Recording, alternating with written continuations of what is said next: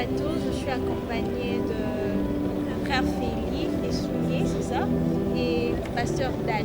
Je suis encore heureuse de vous recevoir sur ces plateaux. Vous allez bien? Ça va très bien. Et sur ces plateaux, nous allons parler sur un thème qui est vraiment crucial pour nous étant des enfants de Dieu.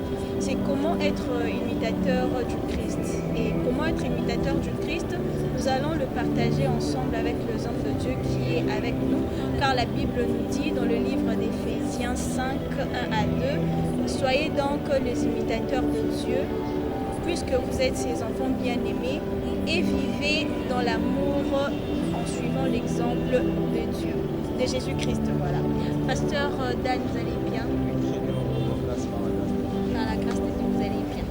Donc, l'autre fois, vous avez béni le peuple de Dieu et je crois qu'aujourd'hui, ça va être aussi la même chose. Merci. Nous allons commencer avec le frère Félix. Frère Félix, nous aimerions savoir ensemble avec ceux qui sont en train de nous suivre, qui est Christ? C'est quoi la vie de Jésus-Christ? Donc, avant d'être imitateur d'une personne, nous devons d'abord savoir ce qui est cette personne, comment il a marché et qu'est-ce qu'il est en fait pour que nous puissions le suivre. Et je crois que vous pouvez nous dire quelle est la vie de Jésus-Christ.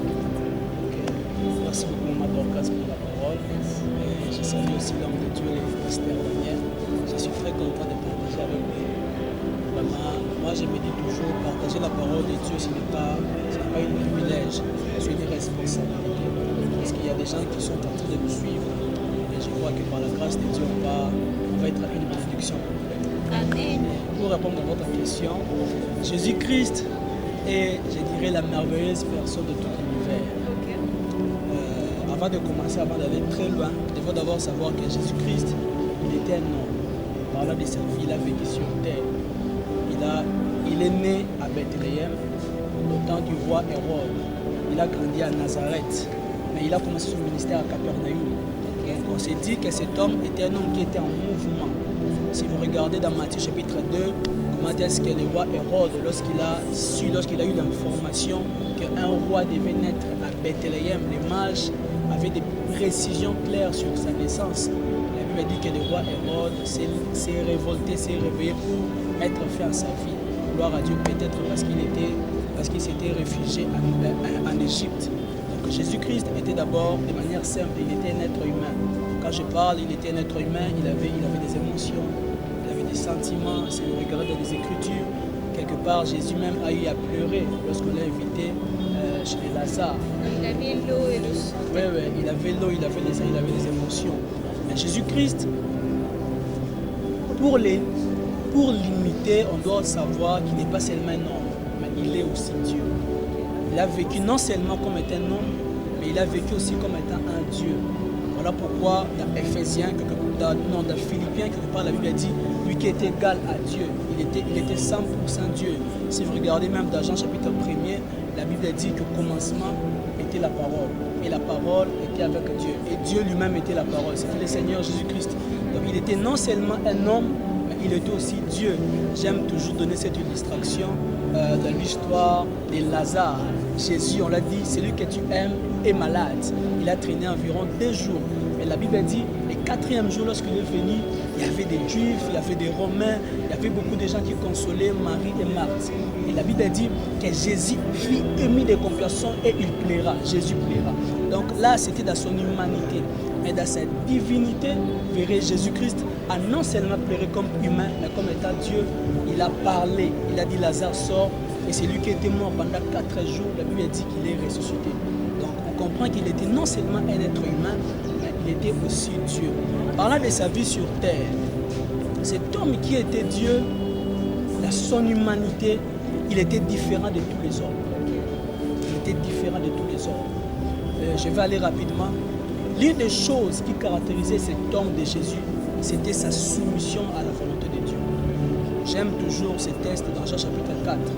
La Bible dit que Jésus parlait avec une femme. Il est revenu d'un voyage, il était très fatigué. Il a commencé à discuter avec la femme, il a parlé de l'adoration, il a même prophétisé sur la femme. Et la Bible dit que ses disciples ils étaient étonnés. Mais les maîtres avaient faim, mais qu'est-ce qui se passe? Ils ont même pressé Jésus pour lui donner la nourriture. Mais la Bible dit, Jésus a dit, ma nourriture, je ne sais pas si on peut lire ça.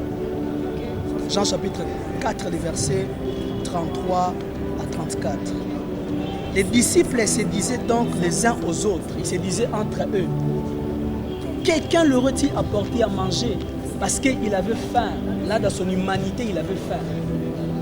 Jésus leur dit, ma nourriture est de faire la volonté de celui qui m'a envoyé et d'accomplir son œuvre.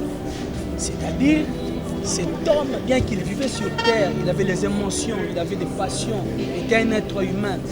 Mais dans sa divinité, dans une dimension un peu plus élevée, il était prêt à se soumettre à la volonté de Dieu. C'est-à-dire, en gros, si je peux conclure, parlant de la vie de Jésus-Christ sur terre, dans son humanité, il était un homme qui se soumettait à la volonté de Dieu. Si vous regardez même vers la fin de sa vie, alors qu'il était agonisé à Gethsémani, c'était trop dur. Il avait vu l'image des choses qui allaient se passer à Golgotha. Mais la Bible dit, dans son humanité, j'aime toujours ça, il a dit, Père, si tu peux enlever cette coupe devant moi. Mais tellement il était un homme attaché à son Père, il a dit, Père, non c'est que moi je veux, mais c'est que toi tu veux. Quand on veut être imitateur de Christ, cela veut dire qu'on doit suivre les modèles de la manière dont il s'est conduit. On doit aussi dire que est-ce que le Christ, en étant ici sur terre, est-ce qu'il avait péché? Parce que vous parlez, il était 100% homme, 100% Dieu. Donc en étant homme, il pouvait aussi pécher. Est-ce que le Christ aussi a péché en étant ici sur terre? Jésus-Christ est le seul être humain. Il a vécu pendant 33 ans sur terre, il n'a jamais péché. Malgré tout, voilà, malgré toutes les émotions, imaginez vous-même, un jour il est entré au temple, il a commencé à fouetter les gens, il a chassé les gens. Certaines même personnes disaient qu'il a exagéré. Mais si vous regardez le but, il a dit, ma maison sera appelée une maison de prière. C'était une colère sainte. Jésus-Christ dans son humanité, il n'a jamais péché. C'est le seul être humain. C'est le seul être humain. Quelques personnes, peut-être de la Bible, ils ont eu à imiter des personnes comme Moïse, qui a fait environ 40 jours de la prière, il n'a jamais péché. Mais Jésus-Christ, il a dépassé cela. Il a fait non 40 jours, mais il a fait 33 ans sur terre. En aucun jour, il a péché. En aucun jour, il a péché. Donc, nous devons savoir, Christ, en étant sur terre, il n'a point péché. Il n'a jamais péché. Et vous pouvez nous dire, Christ, en étant sur terre, quelle était la mission, en fait, de Christ sur terre? La mission, si vous regardez dans Hébreu chapitre 10, il a dit, tu n'as voulu ni holocauste, ni sacrifice, mais tu m'as formé un corps. Lui qui était Dieu, il est écrit dans Jean 4, Dieu est esprit. Il était esprit. Pour sauver les êtres humains, il devait porter un corps. Donc Jésus-Christ, sa mission sur terre, apportant le corps humain, sa mission c'était de sauver les gens. Parce que s'il était resté dans sa dimension esprit, c'était peut-être presque impossible de sauver les humains. Pour entrer en contact avec les humains apportant cette chair, sa mission c'était de sauver les gens sur terre. De Jésus en venant ici, c'était de sauver les gens. Il était allé à la croix pour mourir pour nos péchés. Et qu'est-ce qu'on peut encore ajouter sur la vie de Jésus? Ce qu'on peut ajouter sur la vie de Jésus, c'est que j'aimerais dire aux bien-aimés qui sont en train de nous suivre, Jésus, il est un homme extraordinaire. S'il y a quelqu'un qu'on doit toujours suivre la façon dont il s'est comporté sur terre, c'est Jésus-Christ. Le modèle parfait, c'est Jésus-Christ. Il était aussi amour. Il est tout. Il est tout. Donc, en lui, il y a tout. Parce que dans l'amour, il y a tout.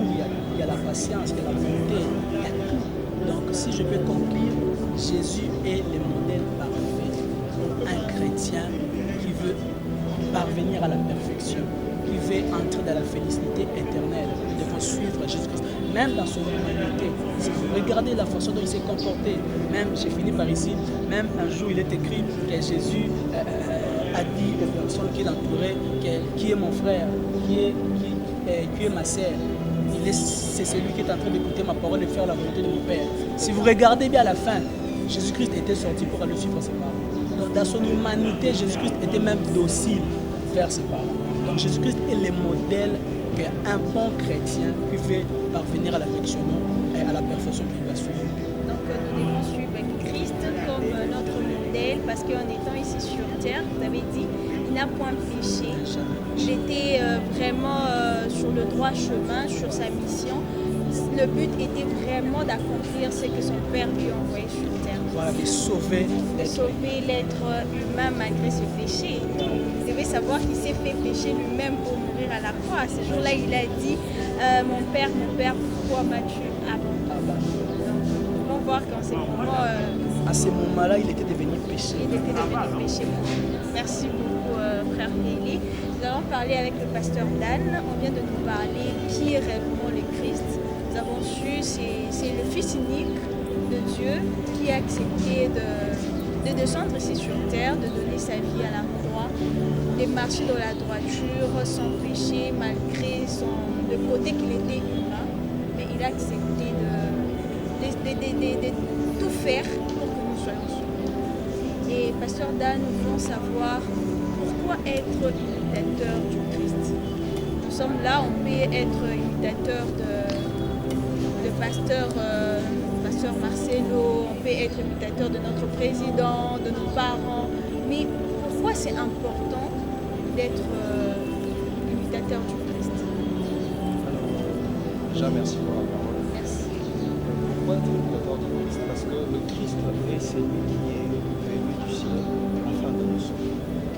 Le nom Christ, déjà qu'il porte, c'est un nom qui était collé à l'esprit, qui veut dire sauveur, c'est-à-dire qu'il était venu pour nous sauver. Alors, la question qui m'est posée de répondre pourquoi est-ce que nous devons imiter le Christ? Tout simplement parce qu'il est le modèle que Dieu a mis sur terre afin de nous faire voir et de nous faire comprendre ce que réellement ressemble, à quoi ressemble la vie de Dieu. Le besoin que Dieu et le besoin et les attentes de Dieu par rapport aux hommes. Tout s'est incarné en Jésus. La Bible nous montre donc, lorsqu'on observe le parcours de Jésus, tout ce que Jésus faisait, c'était poussé d'abord par l'amour. Et la Bible va même plus loin, pour opérer même des miracles. Jésus le faisait par amour. Aujourd'hui, nous voyons que dans ces temps, beaucoup de personnes cherchent à manifester Dieu, à manifester la gloire de Dieu. Mais ils ne parviennent pas réellement à être ces porteurs-là. Pourquoi? Parce que Dieu passe là où le cœur est d'amour. Dieu poursuit réellement toutes choses par amour. La Bible dit dans Jean 3,16, c'est un texte que beaucoup négligent, trouvent populaire, comme nous aimons le dire. Mais c'est un texte qui décrit exactement ce qu'est Dieu.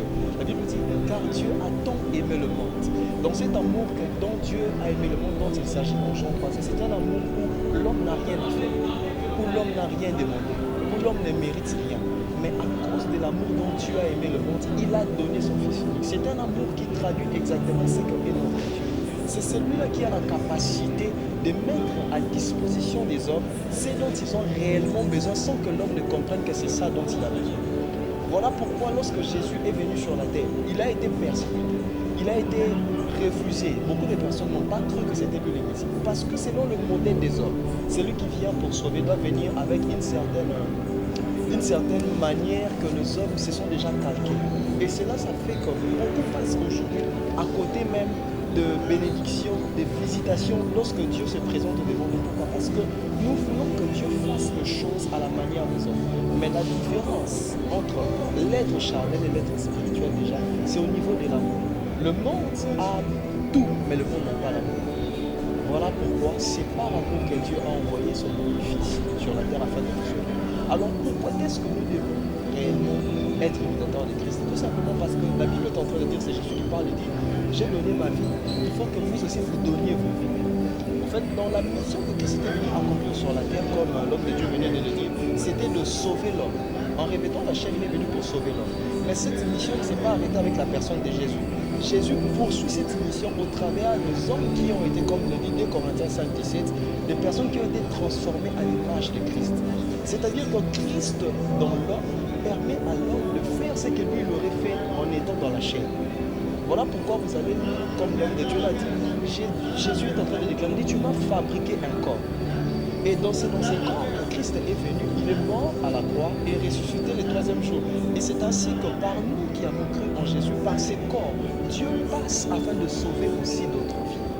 Voilà pourquoi il dit, j'ai donné, mais il faut que vous aussi vous donniez vos vies. Nous devons être imitateurs de Christ afin de pouvoir manifester l'amour de Dieu parmi les hommes. Nous devons être imitateurs de Christ parce que Dieu veut que le monde connaisse réellement ce que est son amour. Donc pour démontrer que nous sommes Oui, oui. Et cet amour ne peut se manifester en nous sans le Saint-Esprit. Or, nous ne pouvons recevoir l'Esprit si nous ne recevons Jésus. Moi, un jour, j'étais en train de prêcher, je vais vous donner un petit témoignage rapidement. J'étais en train de prêcher sur l'œuvre de la croix. Alors, le Seigneur me fait comprendre une chose. Il me dit, l'homme n'a pas la capacité d'aimer, l'homme n'a jamais aimé. Mais c'est Christ dans l'homme qui manifeste de l'amour par l'homme.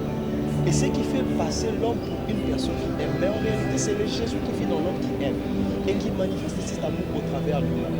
Voilà pourquoi on va se rendre compte que sans Jésus, nous avons l'incapacité de supporter certaines choses. Mais lorsqu'on reçoit Christ, on reçoit comme une capacité surnaturelle. Et cela se traduit réellement par le fait que c'est l'amour de Dieu qui inonde nos cœurs et qui se répand dans nos cœurs par le Saint-Esprit, qui nous permet réellement de pouvoir manifester Dieu sur nous. Donc nous devons être imitateurs de Christ pour que nous parvenions réellement à perfection. Nous devons être imitateurs de Christ parce que c'est par nous que Christ veut passer afin de continuer la mission pour laquelle il est venu sur la terre, celle de sauver les âmes. Nous devons être imitateurs de Christ, pourquoi? Parce que sans cela, nous ne pouvons réellement connaître qui est le Christ. On ne peut imiter que celui qu'on connaît. Et on ne peut connaître que celui qu'on a rencontré. Et on rencontre Christ que par le moyen de la prédication. C'est-à-dire que Christ a mis ses mécanismes, Dieu a mis ses mécanismes afin d'emmener les hommes réellement à rencontrer les saints. C'est une technique de Dieu afin d'emmener les hommes à rencontrer les saints. Donc, l'imitation que nous avons de Christ commence d'abord au préalable par une rencontre personnelle avec le Seigneur. C'est un moyen de Dieu pour emmener les hommes et les femmes à la rencontre personnelle avec Jésus. Donc, pour être imitateur, nous devons d'abord rencontrer Christ personnellement, en le sens de recevoir Christ comme notre Seigneur et Sauveur. Et l'amour, vous avez dit, nous avons l'amour parce que Christ est en nous, parce qu'il s'appelle amour. La Bible dit que l'amour de Dieu s'est répandu dans nos cœurs par son esprit. Or, dans Romains, la Bible est en train de dire que celui qui n'a pas l'esprit de Dieu ne lui appartient pas. C'est-à-dire que c'est par le Saint-Esprit. Donc voilà la technique de Dieu pour le salut. On est en train d'expliquer que la croix est une folie pour le monde, mais c'est une bénédiction de Dieu pour quiconque croit. L'œuvre de la croix est normalement, elle est censée, selon les principes humains, être une œuvre d'humiliation. Mais c'est aussi une technique de Dieu par laquelle il veut passer pour emmener plusieurs à Christ. Sachant qu'au préalable, il a créé l'homme à son image et à sa ressemblance. Alors Dieu voulait restaurer cette relation avec l'homme. Voilà pourquoi il a envoyé Christ. C'est ainsi que par Christ, nous avons non seulement la capacité de rencontrer réellement Dieu, mais nous avons aussi la capacité de devenir imitateurs. Paul est en train de dire, soyez tous des imitateurs de Christ. Et quelque part, il dit encore, soyez tous mes imitateurs comme moi je le suis du Christ. C'est-à-dire que sans le modèle Christ, on ne peut avoir d'imitation. Sans le modèle Christ, on ne peut imiter Jésus. Est-ce qu'on peut avoir aussi l'imitation de nos pasteurs? On peut imiter nos pasteurs pour dire que, et comme ils ont copié Christ, nous aussi on doit leur copier, ou soit nous devons rester dans ce que la Bible dit, nous devons être des imitateurs du Christ.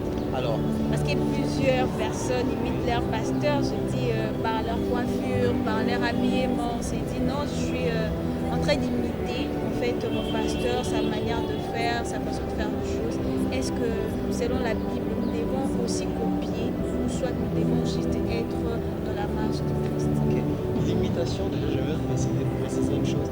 L'imitation dont il est question ici, c'est une transformation intérieure. Or, l'homme ne peut nous transformer de l'intérieur. Cette imitation-là transforme notre être afin que nous puissions manifester le caractère de Dieu. Moi, je le dis toujours, beaucoup de gens se basent sur le don et les talents que Dieu nous donne. Voilà pourquoi l'Église n'aime pas s'approprier beaucoup de choses.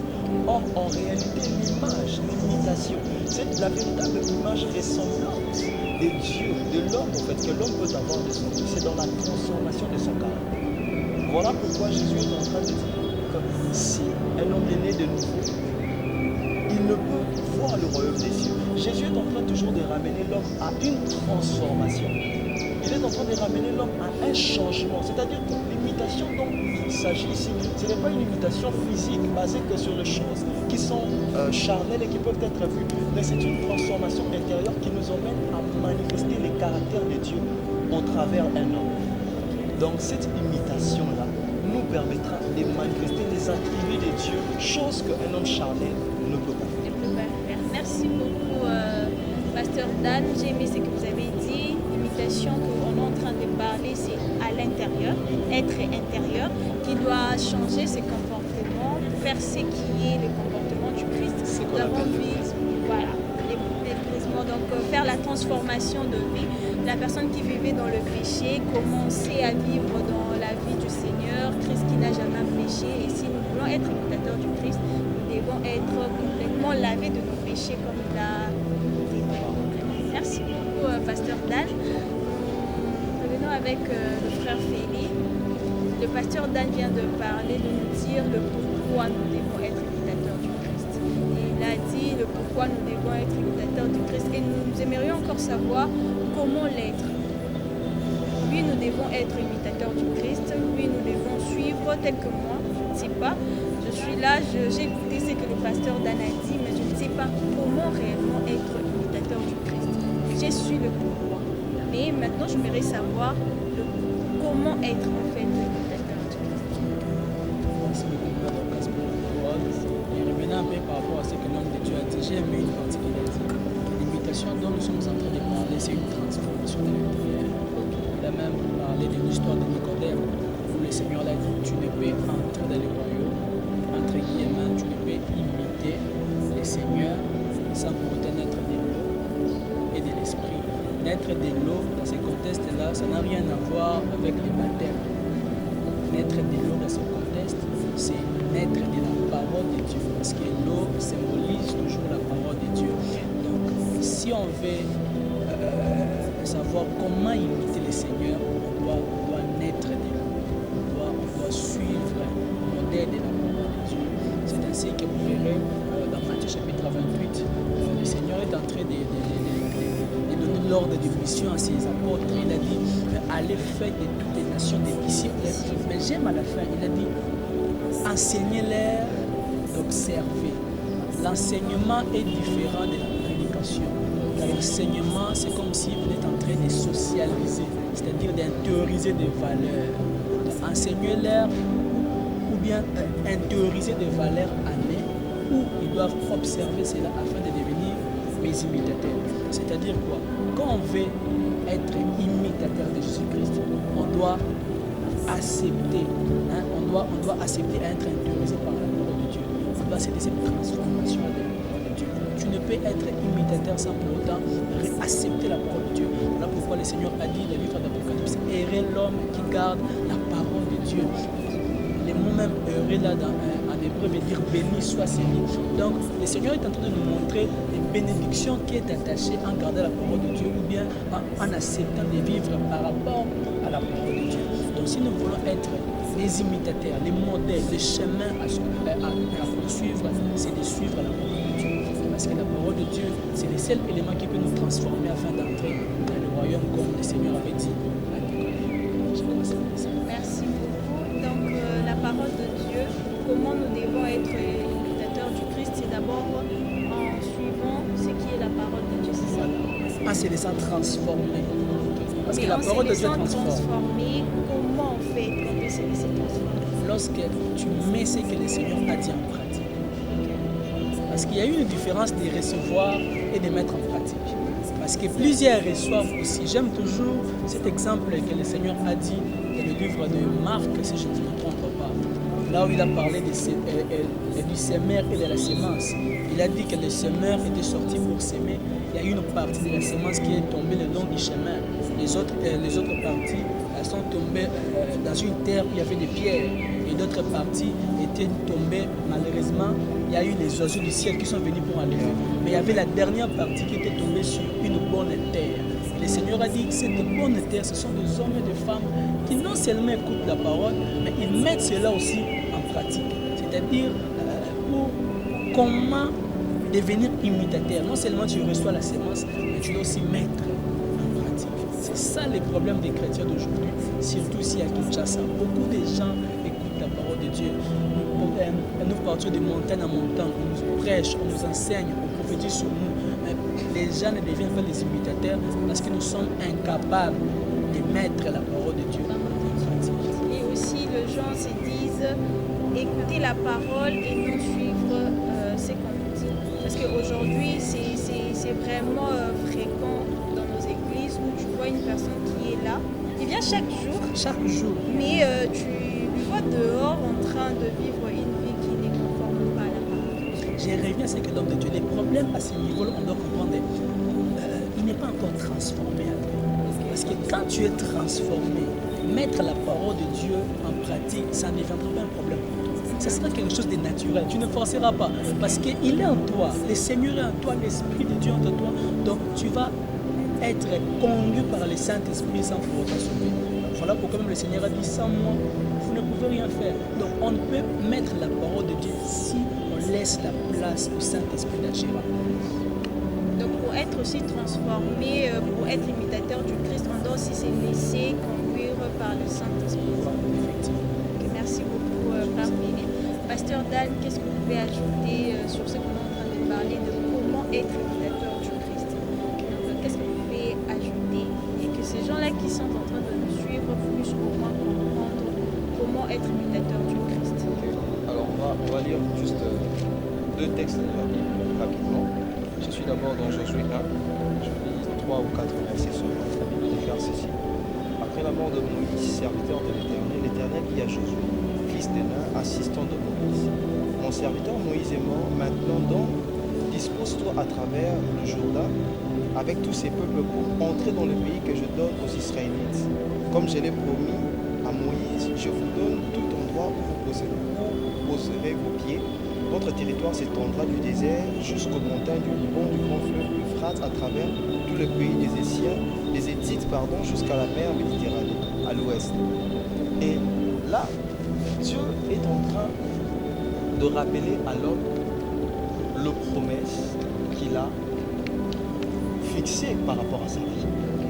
Mais lorsque on parle comme ici de comment imiter Christ, c'est dans une dimension de la parole où Dieu est en train de dire, il parle à Josué, dit dans le verset 8, il dit, et soin de répéter sans cesse ces paroles, les paroles de ces livres de la loi, médite-le jour et nuit, afin d'y obéir et d'appliquer tout ce qui y est écrit.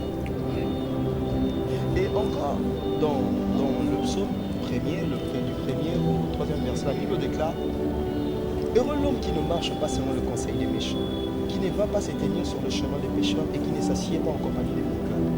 Voilà maintenant ce qui nous intéresse. Toute sa joie, il la met dans la loi de l'Éternel, qu'il médite jour et nuit. Il prospère comme un arbre planté près d'un courant d'eau. Il donne toujours son fruit lorsque vient la saison. C'est-à-dire que la loi de l'Éternel est ce qui nous emmène réellement à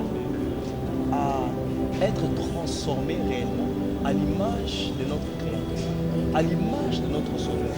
Mais cela se passe au moyen du Saint-Esprit. C'est par le Saint-Esprit qui nous permet de comprendre la pensée de Dieu au travers de sa parole, que nous avons la capacité d'appliquer aussi ce que nous trouvons dans les Écritures. Parce que je peux lire la parole de Dieu, je peux la lire, mais si je n'arrive pas à comprendre la vérité que Dieu veut me révéler au travers de ces Écritures, déjà je serai en train de passer un temps de lecture sans réellement trouver le moyen d'application. Et Dieu, sachant que l'homme est faible et dans l'incapacité de pouvoir appliquer ce qu'il lui demande, il nous a donné l'esprit. L'homme de Dieu a donné ce texte de la Bible qui dit, marchez selon l'esprit et vous n'accomplirez pas les désirs de la chair. Et les désirs de la chair sont contraires à ceux de l'esprit. Or, les désirs de l'esprit ce sont ces choses qui nous emmènent à manifester les caractères de Christ en nous. Car notre Dieu est esprit.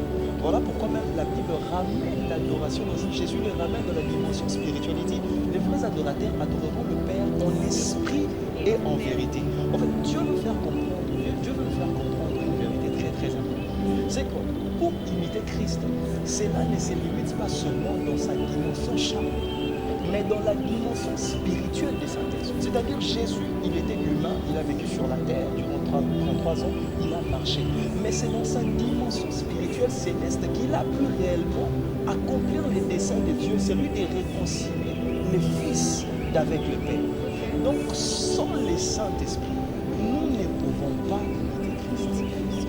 Sans être poussé, conduit par l'Esprit, nous ne pouvons pas imiter Christ. Parce que c'est au moyen de son esprit que nous saurons quelle est la volonté de Dieu. Car la Bible dit que l'Esprit sonde même le profondeur de Dieu. C'est-à-dire que marcher, imiter Christ signifie aussi se conformer à la loi et à la volonté de Dieu. Tout ça aussi. Vous avez une minute pour que nous puissions citer. Vous pouvez encore nous dire, bon, je suis chrétien, je suis à l'église, j'écoute la parole de Dieu. Et je médite, tel que vous venez de dire, la parole de Dieu jour et nuit, mais je n'arrive pas toujours à être transformée. Et qu'est-ce que je dois faire? Voilà. Vous avez une minute. Ok. Alors, la transformation est un processus. Ça, c'est déjà une chose à savoir. Il ne faut jamais croire que dès lors que je crie en Jésus, aujourd'hui, tout change. La nature pécheresse nous est enlevée. Nous recevons une nature sainte. Parce que Christ nous détache, la Bible dit, comme je disais, dans 2 Corinthiens 5 et 7, si une personne est là en Christ, elle est une nouvelle créature. Mais lorsqu'on est, nous voyons même avec les enfants, lorsqu'un enfant est né, nous devons l'apprendre des choses. Nous devons lui montrer les choses à faire et les choses à ne pas faire. Et c'est un travail qui s'est fait tout au long de sa vie. Alors le Saint-Esprit va avec nous chaque jour, nous apprendre au travers la parole comment est-ce que nous devons mettre en application ce que Dieu veut. Et la volonté de Dieu, déjà pour nous tous, c'est que nous devons comprendre. C'est que Dieu ne peut pas nous laisser nous exposer à la lumière de sa parole et faire que nos cœurs restent endurcis. Lorsqu'on sent que même au contact de la parole, nous avons du mal à être transformés, nous avons du mal à être changés, nous devons d'abord vérifier si au préalable, nous sommes des personnes changées à l'image de Dieu. Si nous avons réellement cru en Jésus, parce que c'est par là que tout commence. Ok, merci beaucoup, Pasteur Dan. Merci beaucoup, Frère Billy. Merci aussi à vous qui étiez là pour nous suivre. Aujourd'hui, nous avons parlé sur le thème comment être imitateur du Christ avec le Pasteur Dan et le Frère Félix. Nous avons pu parler de qui est Christ, pourquoi et comment être imitateur du Christ. J'espère bien que vous avez suivi et vous allez les mettre en pratique. Comme les hommes de Dieu ont dit, il ne suffit pas seulement d'écouter, mais aussi de mettre en pratique ce que nous écoutons pour être transformé au fil de temps. Donc on ne peut pas être transformé seulement aujourd'hui, tu reçois Christ, directement tu changes. Non, mais c'est au fil de temps où tu es avec le Christ, où tu pries, où tu médites la parole de Dieu jour et nuit. C'est là que tu seras transformé. Et ensuite déjà, et comme de coutume, on ne finit pas sans pour autant prier. Pour les gens qui sont en train de nous suivre, ils ont besoin d'être dans cette transformation. Ils se disent que j'ai donné ma vie à Christ, je prie, je médite la Bible, mais jusque-là, je me sens toujours limitée pour être transformée complètement, que l'Esprit me transforme complètement. Et à travers cette prière que nous allons faire ici, et je crois que Dieu peut atteindre une personne par nos prières. Et je crois que je donnerai la parole au Frère Félix. Vous allez prier pour ces gens-là qui sont en train de nous suivre, qui ont besoin de la transformation du Christ. Voilà, j'aimerais prier pour toi. C'est que je peux te demander aie la foi. Dans le monde spirituel, il n'y a pas de limite. Le monde spirituel, c'est le monde des connexions. J'aimerais que tu te connectes à nous, avec ton esprit, ton âme et ton corps. J'aimerais prier pour toi. Père, je prie dans le nom de Jésus-Christ. Seigneur mon Dieu, alors que nous sommes ici, je me joins à l'onction de l'homme de Dieu. Père, je prie pour la transformation de mon frère. Il est peut-être ici à Kinshasa, il est à Bruxelles, il est à Londres. Seigneur mon Dieu, ma prière ce soir transforme tout son être, son esprit, son âme et son corps au nom de Jésus. J'ai vu un homme qui s'appelait Simon Pierre. Auparavant, cet homme, alors qu'il a décidé de suivre le Seigneur, est arrivé dans une période, Seigneur mon Dieu, on l'a dit, toi aussi tu étais avec lui. Il a dit non, il a régné le Seigneur 3 fois. Mais la Bible a dit, cet homme qui avait peur, cet homme qui avait régné le Seigneur, le jour où le Saint-Esprit était venu sur lui, la Bible dit que Pierre a prêché devant des milliers de personnes. Et la Bible nous rend compte qu'il y avait 3000 hommes sans compter les femmes et les enfants. Seigneur mon Dieu, ce jour-là s'était transformé à cause de sa prédication. Seigneur, je prie pour une femme. Seigneur, je prie pour un serviteur de Dieu. Dieu. Seigneur, je prie pour une servante de Dieu. Père éternel, laisse que ton esprit vienne sur lui, qu'il soit transformé au nom de Jésus. J'aime ce que Paul a dit, je puis tout par celui qui me fortifie. Saint-Esprit de Dieu, accorde à ton fils, accorde à ta fille la force de te craindre. Au nom de Jésus, accorde à mon frère la force de persévérer. Peut-être dans leur famille, il y a des réclamations, Seigneur mon Dieu, qui est en train de parler contre lui afin qu'il soit rétrogradé. Je prie, Seigneur, par le nom puissant de Jésus-Christ, que toutes ces puissances négatives soient nulles et sans effet. Au nom de Jésus, qu'il soit transformé et qu'il te serve pour toujours. Au nom de Jésus-Christ, ensemble nous disons Amen. Amen. Amen. Merci beaucoup, Frère Félix. Merci, Pasteur Dan, d'avoir accepté notre invitation. Merci beaucoup toujours pour votre disponibilité à chaque moment de venir partager la parole au peuple de Dieu qui sont en train de nous suivre. Nous vous disons aussi merci, vous qui nous suivez toujours. On dit aussi merci à Maria et à M. Marcel qui sont toujours là derrière nos caméras pour nous filmer, pour que vous puissiez nous recevoir de là où vous êtes. Nous disons aussi merci à Dieu pour notre bébé Asaël qui vient de nous arriver et nous disons aussi félicitations à la famille Samano pour cette bénédiction venant de Dieu. Et je vous dis merci et à la prochaine.